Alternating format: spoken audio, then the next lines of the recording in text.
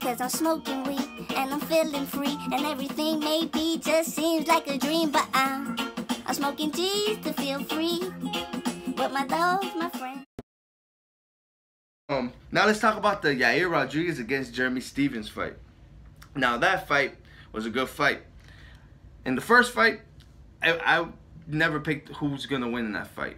In this fight, I actually picked Jeremy Stephens because Jeremy Stephens pushed Yair, so I felt like Yair wasn't mature enough in the aspect that he was gonna just go head first and make it into a brawl, falling into Jeremy's trap. But he didn't do that. He actually kept his composure.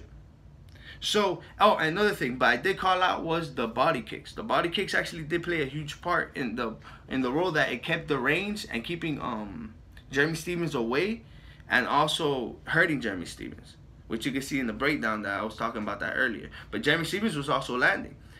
But one thing that I noticed now, the fight is, you could say the first 2 rounds were hands down Yair Rodriguez, and the 3rd round was Jeremy Stephens.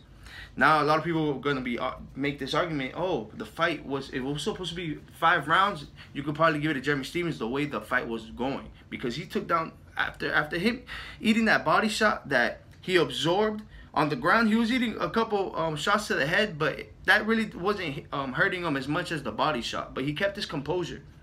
But he felt comfortable in the ground. You can see Yair Rodriguez going for dart strokes, and he wasn't worried about his ground game. So I feel like if they were to fight again, which I feel like the fans deserve to see another fight, and for 5 rounds, I will have to favor Jeremy Stephens. Because I feel like now that they've been in the cage together, Jeremy Stephens already knows on the ground. Jeremy Stephens was pretty much giving it to him on the ground. And when you think about Yair Rodriguez's ground game, then think about Frankie Edgar. So that fight be interesting. And another thing that Daniel Cormier also pointed out, that is another thing now, that if Jeremy Stephens or his coaches realize that, which most likely they'll realize it when they look back at the footage, that every time that Yair turns southpaw, that's when he goes for the body kicks.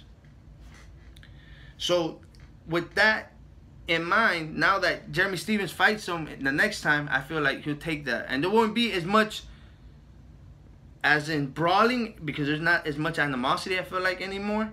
But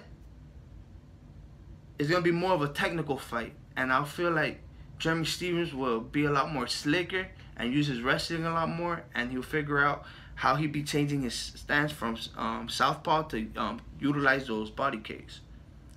But Yair did do a hell of a performance, and it was an awesome fight. But again, I would love to see a rematch. If you like these breakdowns, make sure you look at the other videos that I have, and subscribe now to our MMA 420 YouTube channel, now on Instagram at _MMA 420 _. And can't forget, opinions always up for discussion, so don't talk shit.